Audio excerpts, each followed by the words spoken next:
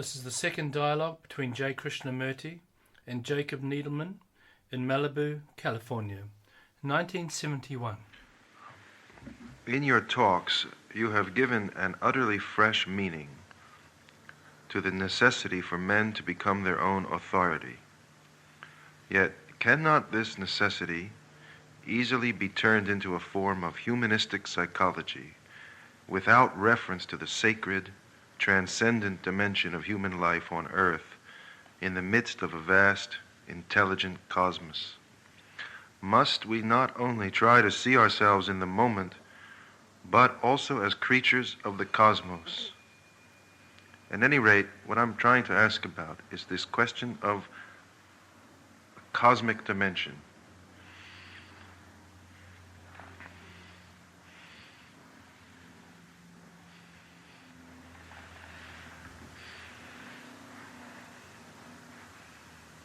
So when we use that word dimension,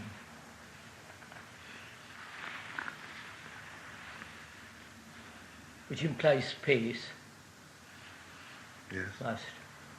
Otherwise there is no dimension, there is no space.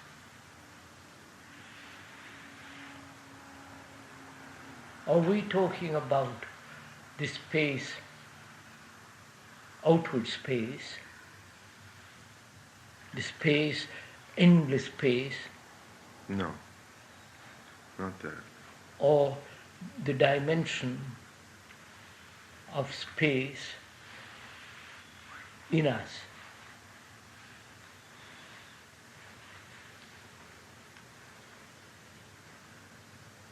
Have to be the latter, but not totally without the former, I think. See, is there a difference, between the outer space, which is limitless, and the space in us? Is there a difference? Or there is no space in us at all, and we only know the outer space?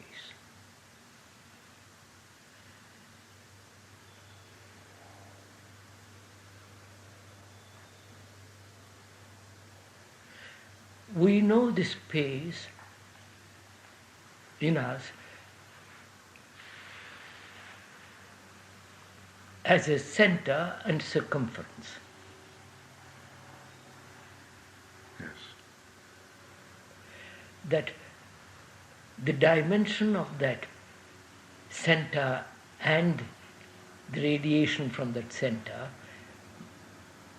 is what we generally have and call that space.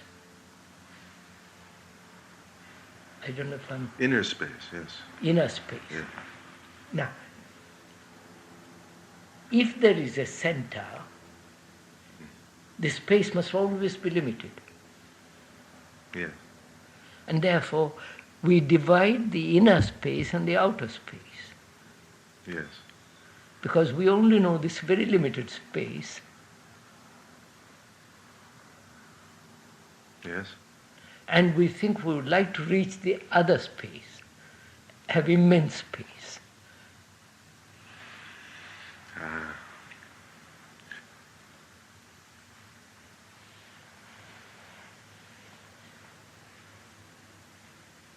And so space, this house exists in space, otherwise there could be no house.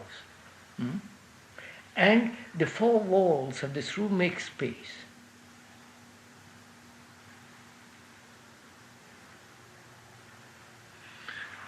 And the space in me is the space which the center has created round itself. Like that microphone space exists because of... Center of interest.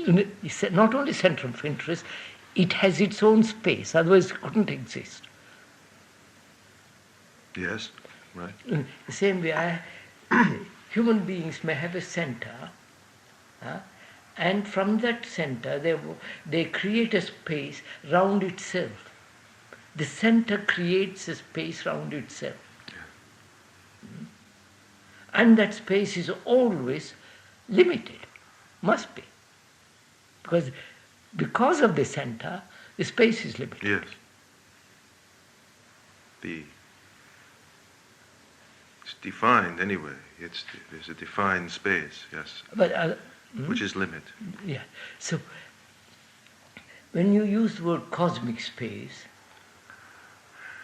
I didn't use the word cosmic space, but I understand. I used the cosmic, the dimension of the cosmic, and this space. Yes. And I wasn't asking about outer space and trips to the planets. No, that's all. No, I don't mean that. So, we are talking of a space either between two thoughts. All right. There is a space, an interval between two thoughts.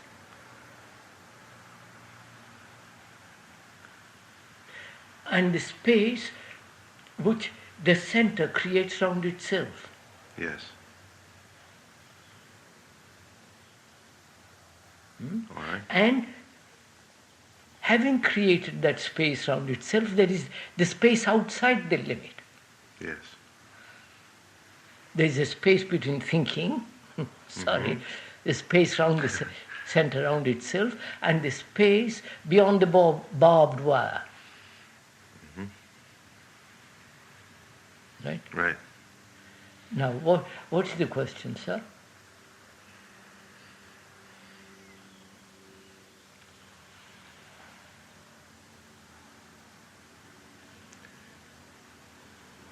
How to expand the space? No.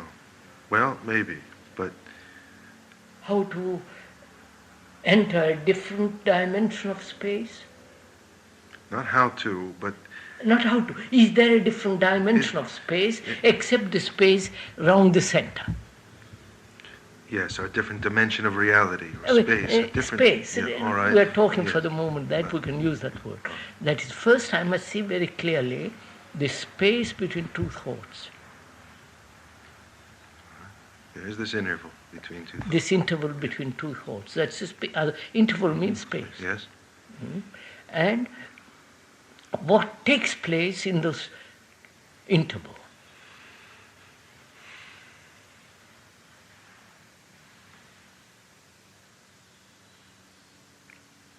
Well, I confess that I don't know because my thoughts overlap all the time. I know there's this interval. There are moments when this interval appears and I see it, and there's freedom there for a moment. Just Mr. Let's go into a little bit, shall we? Yes, I'm sorry. There is space between two thoughts. Space round which the center creates around itself, which is the space of isolation. All right. Yes. Yes. Of course. That's a cold word, but yeah, that's right. It is cutting itself off. When I become important, I am considering myself as important. When my ambition, when my frustrations, with my angers, with my sexuality, with my growth, with my frustrations, with my hope, with my reaching nirvana, my meditation. Yes, that's isolation. That is isolation. My relation with you is the image of that isolation. Yes. Which is that space. Then, having created that space, there is space outside the barbed wire. Now, is there a space totally of a different dimension? That's the question. Yes, all right. Now that is the question. Yes, that's the question. That embraces this question. Yeah, question. How shall we find out if the space around me, the center, exists? How can I find out the other?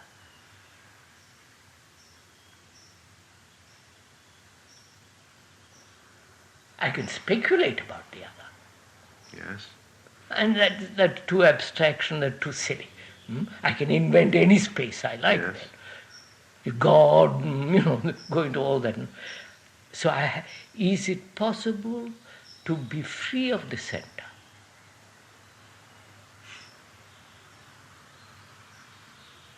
So that that center doesn't create space round itself and build a wall round itself, the isolation, the prison, and call that space. Can that center cease to be?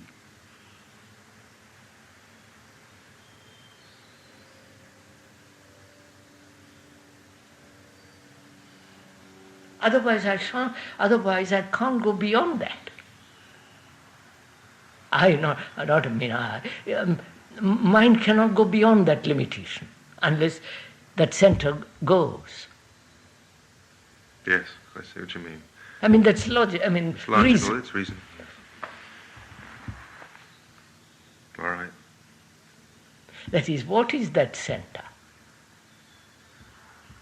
That center is the me and the non-me. That center is the observer, the thinker, the experiencer. And in that center is also the observed. Yes.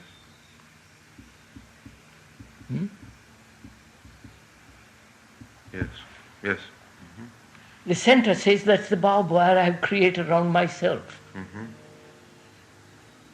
So that center, the limits are there too in that. Therefore, it separates itself from the barbed wire fence. Yes, I follow you, yes. So that becomes the observed. The center is the observer. So there is space between the observer and the observed. Yes. Right, sir? Yes. I see that. And that space it tries to bridge over. That's what we are doing. It tries to bridge it over, it doesn't... It says, that must be changed, that must be, yes. This is narrow, this is wide, I must be better than that. Yes, now That is, with the movement is between the space, between the observer and the observed. Yes. I follow that, yes. And hence, conflict between the observer and the observed. Because the observed is the barbed wire, which must be jumped over, and the battle begins. Yes. Now, can the observer, who is the center, who is the thinker, who is the knower, who is experience, who is knowledge, can that center be still?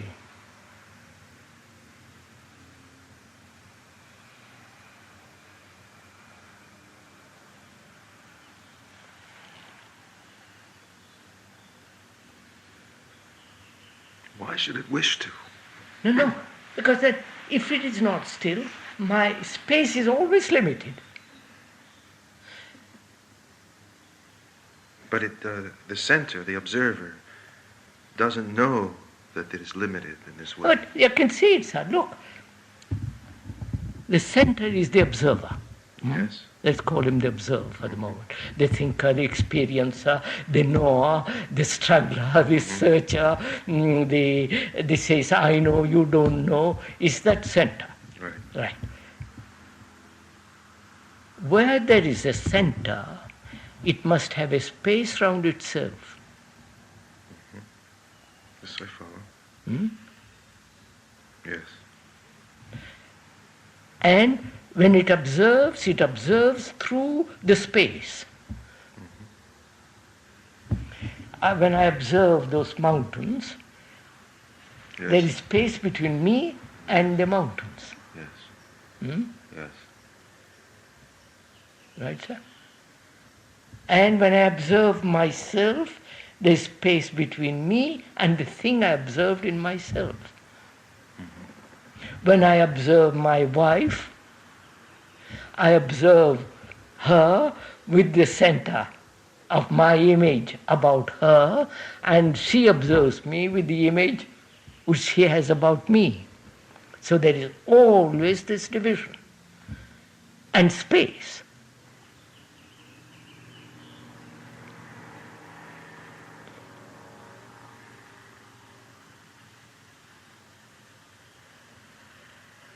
There's yet, maybe I'm changing the subject Yes, entirely, sir, yes, but sir. there is something called the sacred in sacred teaching, sacred ideas, sacred art, whatever, which for a moment seems to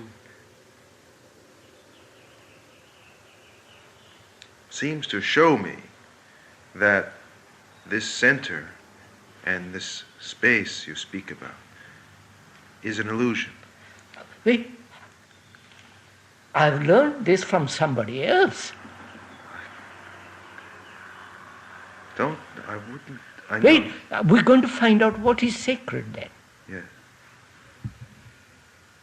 Is it because somebody else has told me sacred is that, No. or that there is a sacred thing, or is it my imagination because I want something holy? Very often is that, but there's... Wait, I'm going... Yeah. So, which is this? The desire for something holy? The desire, the imposition on my mind of others who have said this is sacred? And my own desire, because everything is unholy, and I want something holy, sacred. And all this springs from the center. Yes. And all this, still, nevertheless... Wait, we'll find out what is All right, sacred. all right. And I don't want to accept somebody says, or tradition, or anybody says this is sacred. So, I don't know if you have experimented. Once when I was, some years ago, for fun, I took up a piece of rock from the garden, put it on a mantelpiece, and played with it. Put flowers every day. At the end of a month, it became terribly sacred. That I know what you mean. I don't want that kind of phony No, sacredness. that's a fetish. Yeah. Fetish, but our sacredness is fetish. Granted, most So, of it. therefore, I want to find out. Really, yes. I won't accept anything anybody says about what is sacred. All right. Tradition. So, we were brought up in a tradition which will beat anybody's tradition, as Brahmins, I assure you. And Sure. so, what I'm saying is, if I want to find out what is holy, not man-made holiness, Jesus, I want to find out. How do I find out? I can only find out when the mind has immense space. Right, sir? Immense space. And it cannot have that if there is a center. Right? When the center isn't in operation, then there is a vast space. In that space, which is part of meditation and all that, there is something really sacred. Not invented by my foolish little center. There is something immeasurably sacred which can never find out if there is a center. And to imagine that sacredness is folly. You follow what I mean? It's too cheap. So, can the mind be free of this center? With its terribly limited space of yardage, which can be measured and expanded, contracted, all the rest of it. Can it be? Man has said it can't, therefore God. You follow, sir? Who became the other center? I don't know if you... I do follow.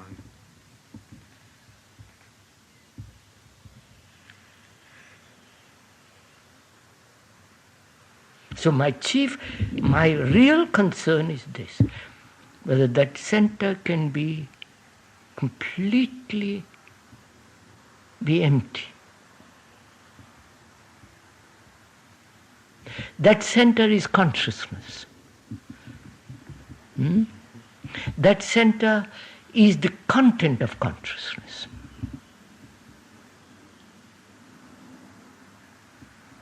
The content is is consciousness. Right? There is no consciousness if there is no content. Right. Well. And you must work this out. All right. At least that. Certainly what we ordinarily mean by it, yes. There's no house if there are no walls and a roof.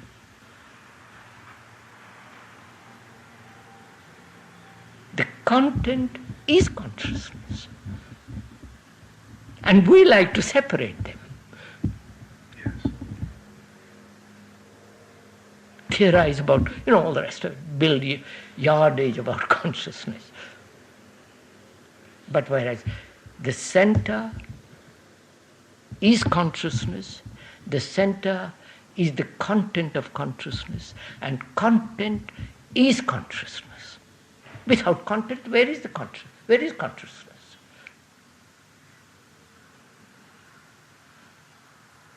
And that is the space. I don't know. I follow a little bit of what you're saying.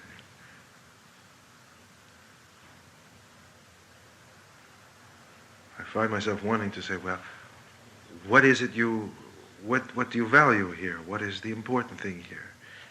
I'll put that question after I have found out whether the mind can be empty of the content. All right. You follow, sir? Yes, yes. Then there is something else that will operate which will use this. Which will function within the field of the known, within all the rest of it. Yeah. But without finding that, merely to say, what is, I don't know if I'm not being... No, this is very clear, son. What you said now, that's clear. I have to...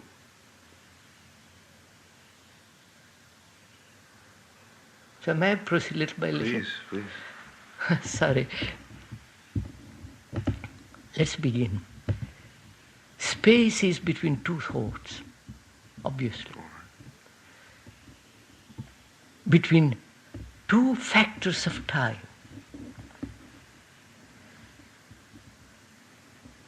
Two periods of time. Because thought is time. Huh? All right, yes. Right.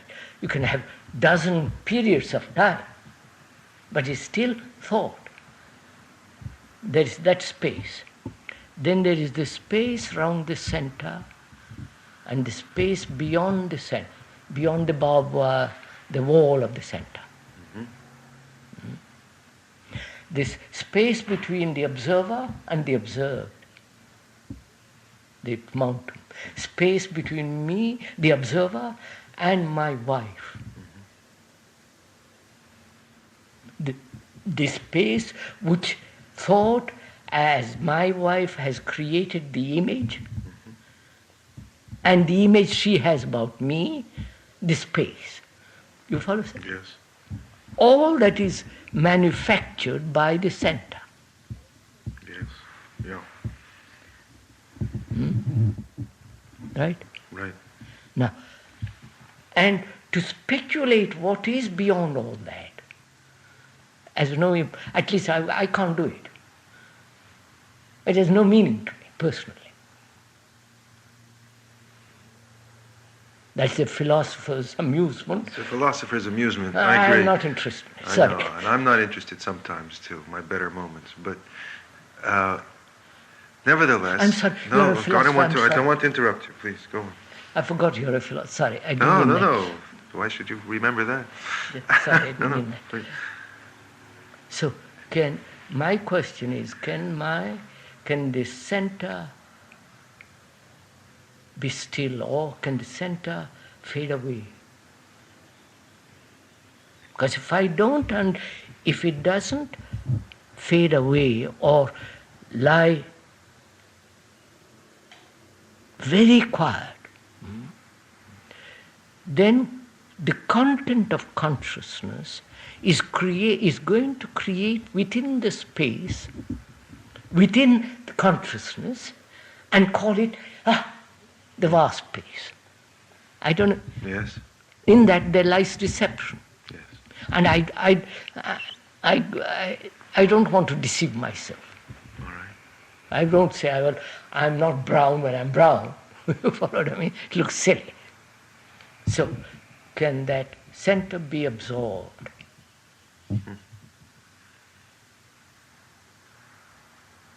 Which means, can there be no image?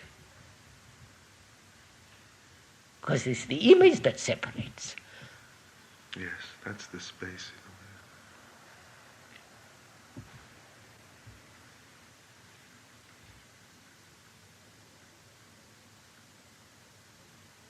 That image, when it talks, calls love. The love of the image is not love. No. I don't know. No, obviously not. Therefore, I must find out whether the center can be completely absorbed, dissolved, or lie, vague fragment in the distance.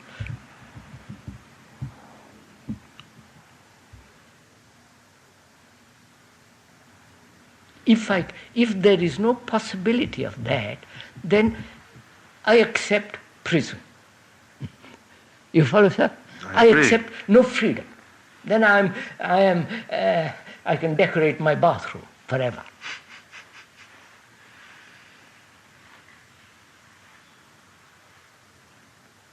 But now, this possibility that we're speaking about, without searching for it consciously. No, don't search for it. I say, without searching for it consciously, life or something suddenly shows me it's possible. It is there. Life hasn't to show me, it has shown me now.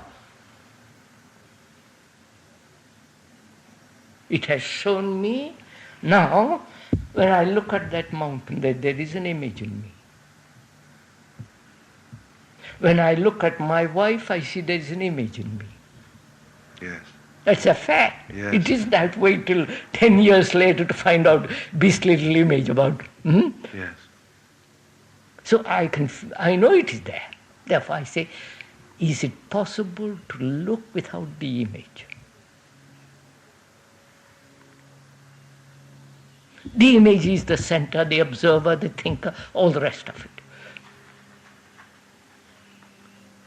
I'm beginning to see the answer to my question a little bit. Sorry, Yes. it's a little complicated. No, I'm beginning to see that I'm thinking to myself, but I'm beginning to see that there's no distinction between humanism and sacred teachings. There's just truth or not truth. That's all. That's all. False and true. You follow? Yeah. So much for that. Excuse me. No, no, sir. I'm asking myself whether the content of consciousness, which makes up consciousness, obviously, without the content, there is no consciousness. That's absolute fact. All right. Yes. I agree. I mean, it's not. You can't argue that. Without the four walls and the roof, there is no house.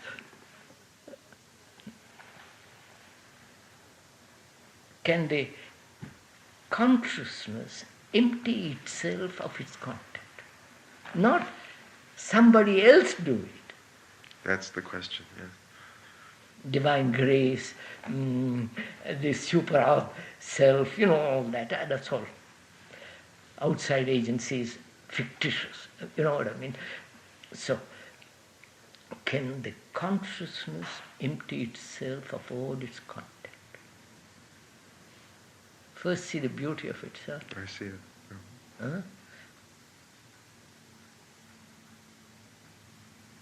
Because it must empty itself without an effort. Moment there is an effort, there is an observer who is making the effort to change the content, which is part of consciousness. I don't know if... I follow. So this emptying has to be effortless, instantaneous. It must be without an agent who is operating on it, whether the outside agent or inner agent. Now, can this be done without any effort, any directive which says, I will change the content, which means the emptying of consciousness of all will to be or not to be.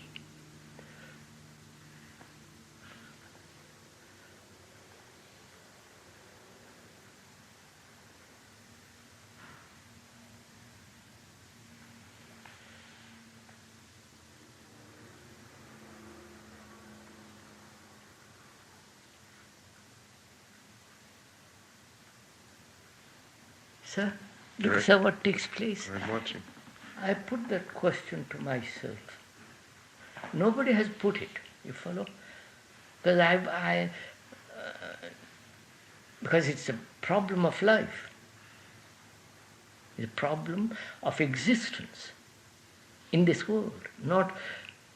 It's a problem which my mind has to solve. Can the mind, with all its content, empty itself and yet remain mind, not just kind of floating about? Yeah, it's not suicide, not some kind of subtle or obvious. No, sir, that's all too. Drugs. No, that's all too immature, childish. Yes, all right. I put the question. My answer is, I really don't know. That's the truth. You follow, sir? Yeah. I really don't know. But I'm going to find out. In the sense, not wait for me to find out. I don't, you follow, sir? The content of my consciousness is my unhappiness, my misery, my struggle, my sorrow, the images which I have collected through life. The frustrations, the pleasures, the fears, the agonies, the hatred. That's my consciousness. My gods. Now, can all that be completely be empty? Not only at the superficial level, but right through, so-called unconscious. The unconscious, the hidden, through dreams, you follow, I won't enter. All that completely empty itself.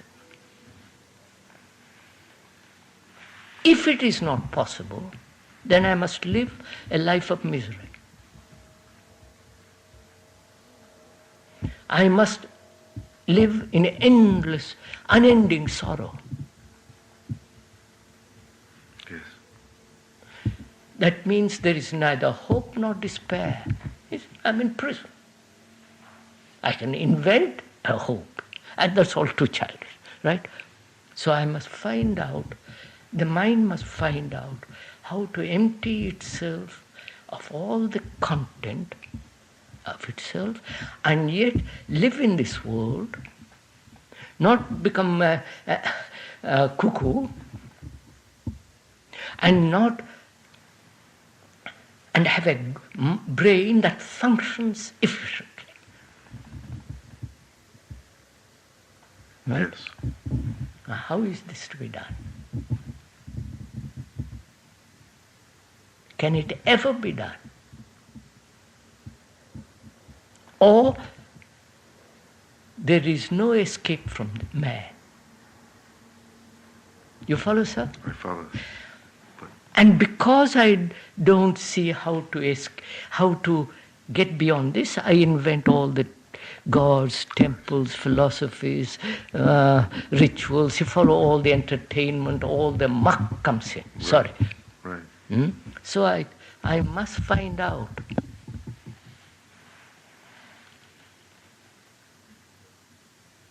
You understand, sir? I understand very This is meditation, you follow? It's real meditation, not all the phony stuff.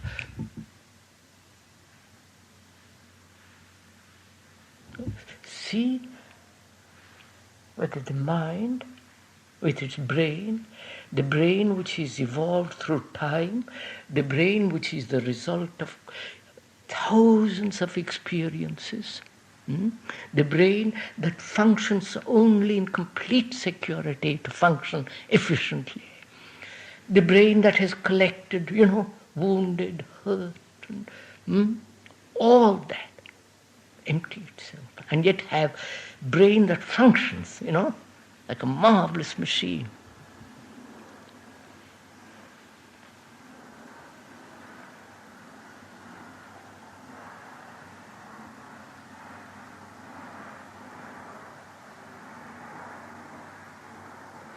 And also it sees love is not pleasure. Love is not desire. When there is love, there is no image. You follow, sir? Yes. But I don't know what that love is. But I only want love as pleasure, sex and all the rest of that. So I must find that there must be a relationship between the emptying of that consciousness empty, and the thing called love. I don't know. The love, the unknown, and the known, which is the content of consciousness. I'm following you. There must be this relationship. Which must be in harmony, the two. Yes, The same thing. emptying and love must be in harmony. And it may be love that is only and nothing else. I don't know.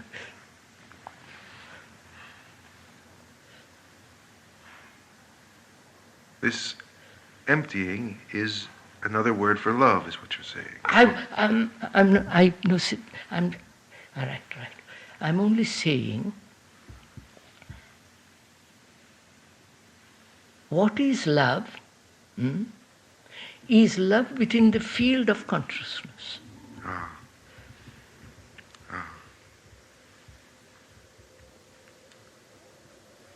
No, it could be. I don't know. Don't stipulate. Don't ever say yes or no. I find out. Love within content is pleasure. Yes. Sexual, ambitious, all that business. Then what is love? I really don't know. I won't pretend anymore about anything. I don't know, but I'm going to find. There is some factor in this which I must find out.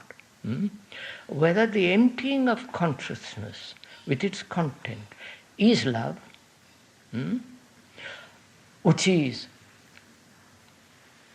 the unknown. What is the relationship between the unknown and the known? Yes, that's a question. Not mysterious unknowns. Don't you follow? No, not God and all that business. We'll come to God afterwards if we go through all this. The relationship between the unknown, which I don't know, which may be called love, and the content of consciousness, which I know. I may be unconscious of it.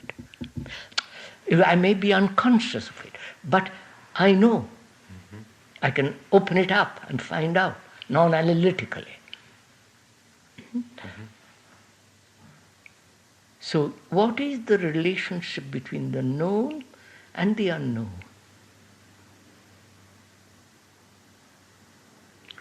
And to move between the known and the unknown in harmony is intelligence. Isn't it? Absolutely. Huh? I see that.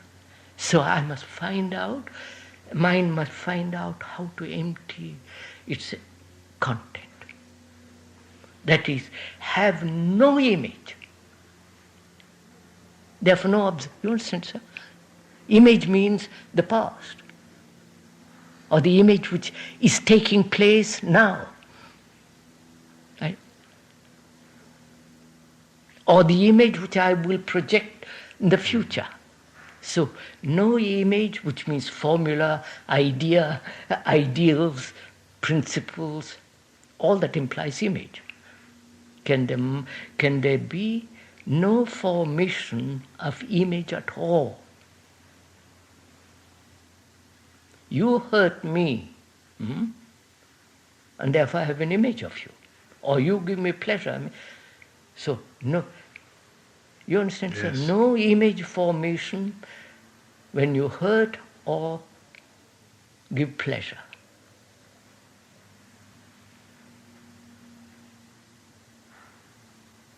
Is it possible?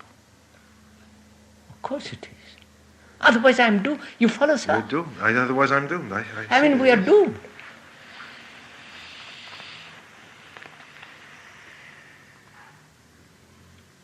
It is possible when you insult me to be completely watchful, attentive, and so right, so that it doesn't leave a mark.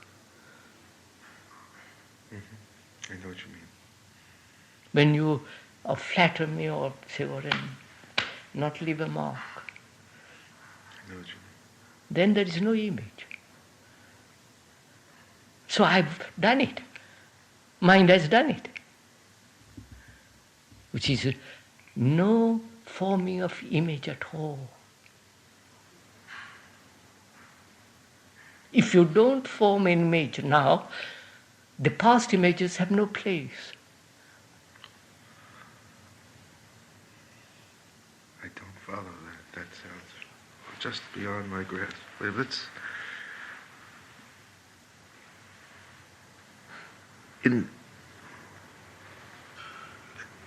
if I don't form an image now, the past images have no place. If you form an image, then you're related to You're connected to the past images, that's right. If you don't form it, then you're free from the past. So, see.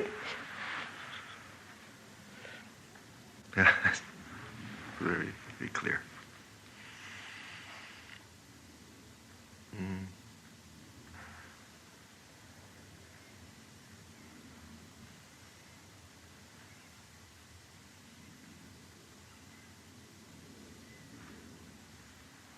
So the mind can empty itself of image by not forming image now. Right? Yes. If I form image now, then I relate it to the past images.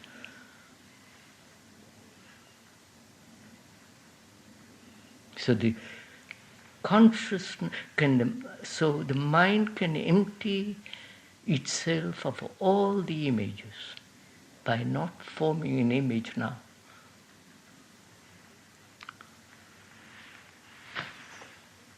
So there is space, not space round the center.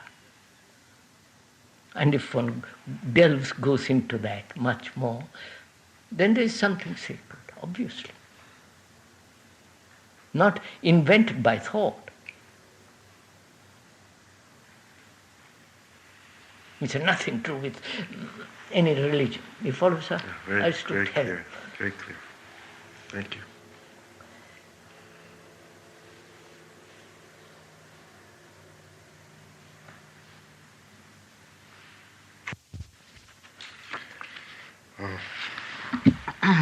Do you have light? I have light, yes. To read this anyhow. All right.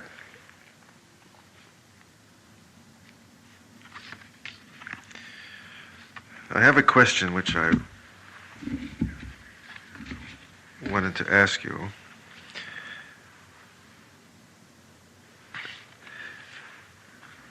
We see the stupidity of so many traditions which so many people hallow today, but aren't there some traditions transmitted from generation to generation which are valuable and necessary, and which without them, if we were without them, would we not even lose the little humanity that we now have? Aren't there traditions that are based in something real, that do come down? Tradition being rather handed over. Handed over, yes. Handed over.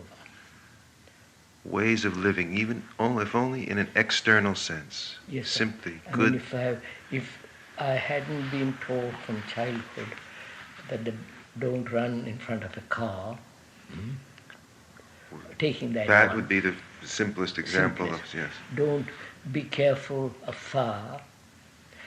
Be careful of irritating the dog, it might bite you, cat, and so on, so on. That's tradition also.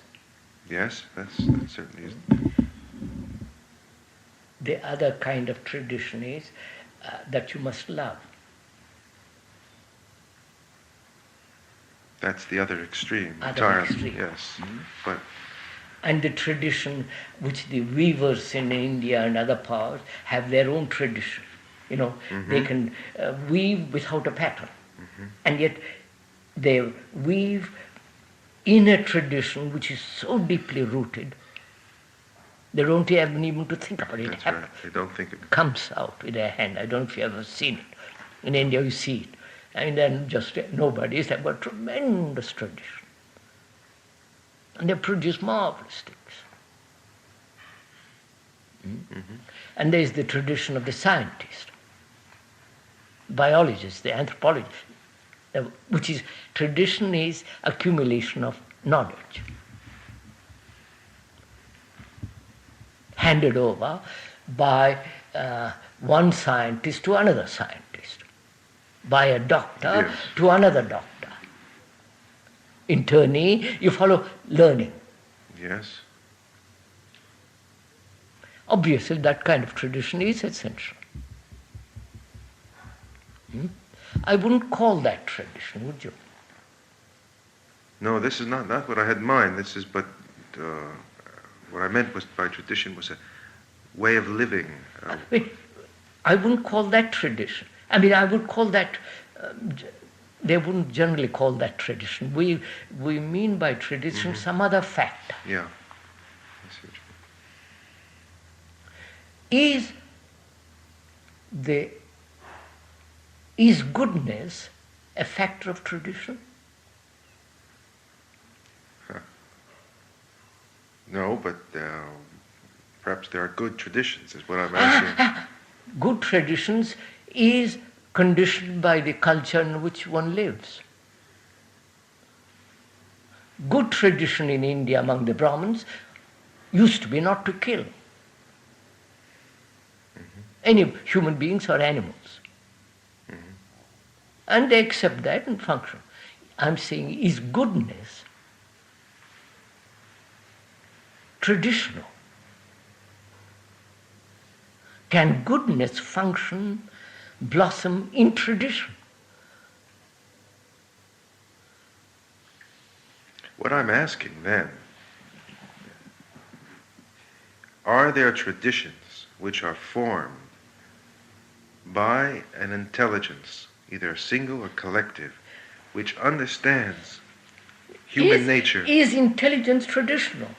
No, but does intelligence, which is not traditional, can it shape a way of living that can help other men more readily to find themselves? I know that this is a self-initiated thing you speak of, but are there not men of great intelligence who can shape the external conditions for me so that I will not have quite as difficult a time to come to what you have seen? I know that this means what? Men wait, sir. You say you know. I don't say I know. I mean, you are the great intelligence. No, if I am the great intelligence. I'm taking that, supposing you are the great person Suppose who I has am, tremendous yes. intelligence, All right. and you say, my dear son, live this way. Well, I don't have to say it. But I make it you possible. exude, your ambience, your feeling, your atmosphere, your aura, and then I say, but you're quite right. He's got it, I haven't got it. Can goodness flower in your ambience? Can Perhaps goodness grow under the shadow of you? No, but then I wouldn't be intelligent if I made that what my conditions. Therefore, you are stating that goodness cannot operate, function, flower under any environment. No, I didn't say that. I'm asking, are there environments which can be conducive to liberation? Simply by the fact that a man... Sorry, we'll have to go into a little bit. Yes. I mean, can a man who lives, goes to factory every day, day after day, except Saturday and Sunday, and to find a release, drinks, you follow all the rest of it. No, this is the example of a poor environment. Poor environment. Bad tradition. So what is the man whose intelligence is concerned with changing the environment for that man? Perhaps he's changing the environment for himself, but he understands something about man in general. I'm talking now about a great teacher, whatever that is. I'm assuming we want to, who helps, who presents a way of life to us, which we don't understand, which we haven't verified ourselves, but which somehow acts on something in me to Right, I understand. bring me together a little. That's what satsang. Yeah, back to that, yes. Back All to right. that. Which is the company of the good. Yeah.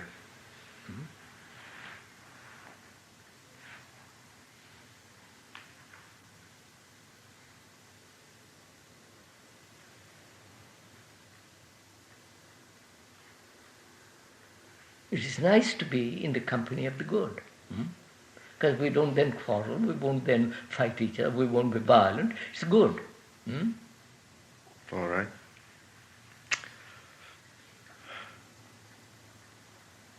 Maybe being in the company of the good means that I will quarrel, but I'll see it more, I'll suffer it more, I'll understand it better. All right. Then what? So you want the company of the good in order to see yourself more clearly. Yes. Yes. Right? Yes. Which means you depend on the environment to see yourself. Well, perhaps in the beginning. The beginning is the first step and the last step. I don't agree. I'll go into just a minute. Let's go into it a little bit. See what has happened. I go with good men, because in that ambience, in that atmosphere, I see myself more clearly. Because they are so good, and I see my idiocies. Sometimes that way it happens. Yeah, I'm taking... All right, that's one example, right? Or I'm also good, therefore I live with them. Then I don't need them. No, we don't need them then. All right. If I'm good, I don't need them. All right. If it's only when I'm not good and I come into their presence, then I can see myself clearly. Then, to see myself clearly, I must have them. This is what generally takes place. They become important, not by goodness. This is what happens. Don't you know this? This happens every day. But is there not such a thing as weaning a baby by blackening the breast? I mean, it happens that I do need this man maybe from the beginning. Wait, of this I'm going tradition. to question it. I want to find out. First of all, if I'm good, I don't need them. Right. We can move that out. All right. I'm like those hills and birds. I don't need them. Because I'm not good, I need their company. Because in their company, I see myself clearly. I feel a breath of freshness. Or a horror at how bad I am. So that no, wait. Moment I am a horror of myself. But not in a... No. In the larger sense of Yes. the word, I am merely comparing myself with them. No, not always. I can expose the image I have of myself as a lie. Now, I'm questioning whether you need them to expose yourself as a lie. In principle, no. And no, not in principle. Either it Fact. is or it is not. That's the question. I mean, which means if I need them, then I'm lost. Then I will forever hang on to them. This happens in human relationships. Yes, it happens, but it also happens that I hang on for a while, Wait. I ripen. Therefore, why don't you, the good man, tell me, look, Because begin, you don't need me. You can watch yourself now clearly. maybe if I told you that, you would take it utterly wrongly and misunderstand it. Maybe Therefore, what shall I do? Go on hanging after you, run after you?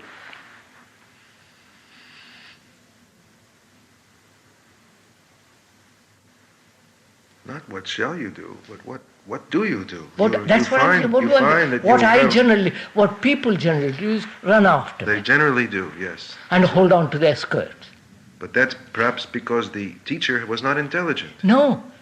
He says, look, I can't teach you, my friend. I have nothing to teach you. If I'm really good, I have nothing to teach you. I can only show.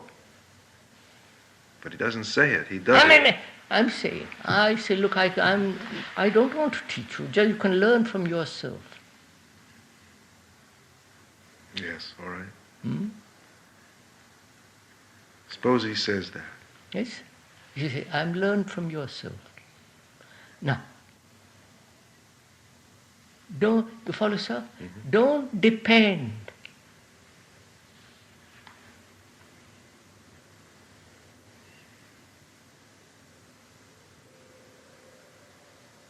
That means you, being good, are forcing me to look at myself.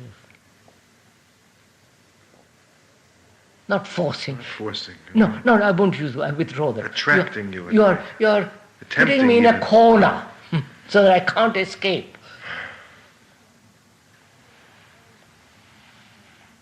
No. I see what you're saying, but it's the easiest thing in the world to escape from that. I don't want it. Sir, All right. You tell me, don't depend. For goodness has no dependence. If you want to be good, you cannot depend on anything.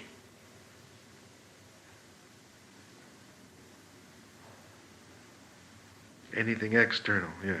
All right. Wait. He says on anything, And both anything. external or inward. Don't depend on anything.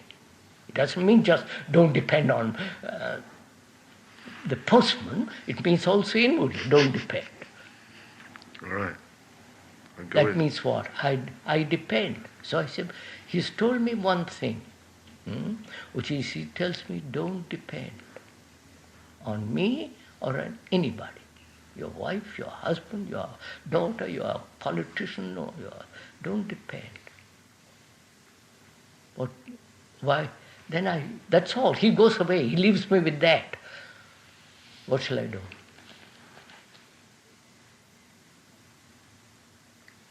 Find out if he's right, I would think. But I do depend. That's what I mean. You do I do depend on my wife or on my priest or on some psychoanalyst. You follow what I mean? I do depend. So I say, why? Then I begin because he tells me the truth. You follow, sir? Yes. And it is there. I have to work it out. So I have to find out if it is the truth or if it is falsehood. I have to find out.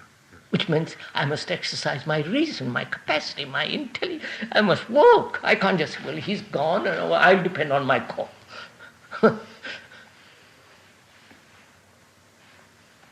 So I have to find out.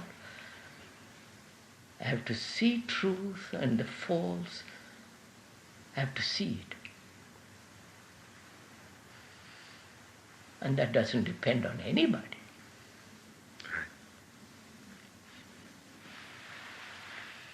Even the good company of the good doesn't teach me what's good and what is false or what is true. I have to see it.